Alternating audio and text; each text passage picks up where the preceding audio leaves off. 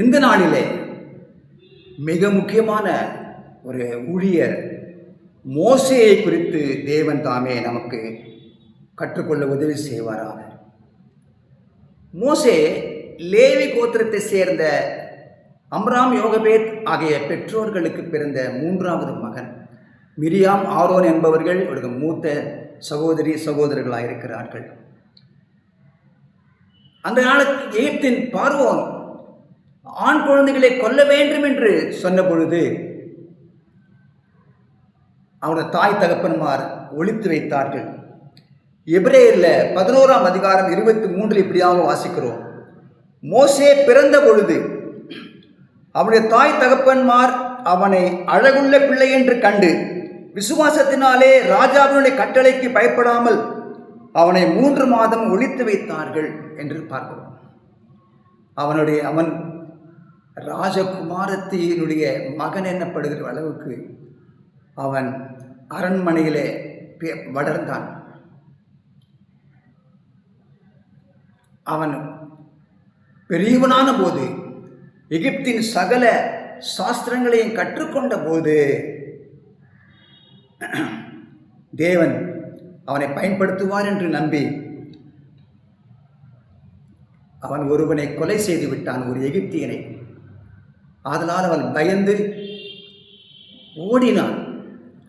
மீதியான் தேசத்து ராஜகுருவாகிய எத்திரோவுடைய வீட்டுக்கு போய் அங்கே அவருடைய மகளை சிப்போராளை திருமணம் செய்து ஆடு மேய்த்துக் கொண்டிருந்தான். ஒரு நாள் ஆடு மேய்க்கும் பொழுது முட்செடியிலே தேவன் மோசேயோடு பேசி இஸ்ரவேல் ஜனங்களை மீட்கும்படியாக நான் தெரிந்து கொண்டேன் என்று அனுப்பினான். இப்படியாக மோசேயை தேவன் ஒரு தலைவனாக, ஒரு நியாயாதிபதியாக, எழுத்தாளனாக தேவன் ஆசீர்வதித்தார்.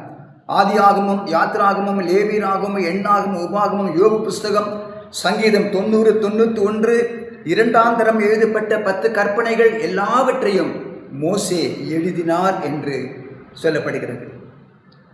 120 ஆண்டுகள் உயிரோடு இருந்து அவர் மரித்தார் என்று சொல்லப்பட்டிருக்கிறது.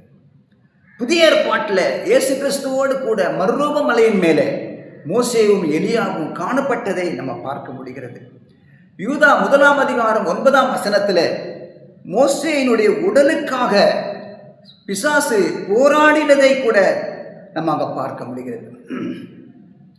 மோசேவுக்கு உதவி செய்த 7 சகோதரிகளை பார்க்கலாம். முதலாவதாக மோசே பிரசவம் பார்த்த மருத்துவச்சிகள் சிப்பிராள், பூவாள் மோசே பிறந்த பொழுது பாதுகாத்தார்கள். அடுத்ததாக மோசேயினுடைய தாயார் யோகபேத் சகோதரி மிரியாம் அவள் நாணய பெட்டியிலே வைத்து நைல் நதியிலே அவள் போட்டுவிட்ட போது அவள் மிதந்து கொண்டு போய் பார்வோன் ராஜகுமாரத்தினிடத்திலே அந்த பெட்டி சென்றது. அது மாத்திரமல்ல, பார்வோன் குமாரத்தின் பணிப்பெண். கடைசியாக மோசேயின் மனைவியாக சிப்போராள். யாத்திராகமம் 4ஆம் அதிகாரத்தில் இவள் எல்லாரையும் பார்க்கிறோம். மோசேவுக்குள்ள ஒரு குறை இருந்தபோது தேவன் கொல்ல பார்த்தபோது மோசேயின் மனைவி மோசேயை காப்பாற்றினாள் என்று பார்க்கிறோம். ஒருவருடைய ரட்சிப்புக்காக எத்தனை பேர் தேவன் பயன்படுத்துகிறார் என்று பார்க்க முடிகிறது.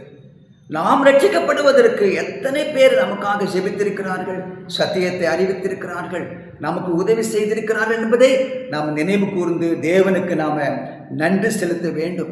நாமும் கூட அநேகர் ரட்சிக்கப்படுவதற்கு பாடுபடவும், பிரயாசப்படவும், ஜெபம் பண்ணவும், சத்தியத்தை அறிவிக்கவும் நாம் கடமைப்பட்டவர்களாய் இருக்கிறோம். தேவன் தாமே நம் மூலமாய் அநேகரை ரட்சிப்புக்குள்ள வழி நடத்துவாராக, நம்மை பயன்படுத்துவாராக. கர்த்தர் உங்களுடைய பிள்ளைகளை ஆசீர்வதிப்பாராக. God bless you.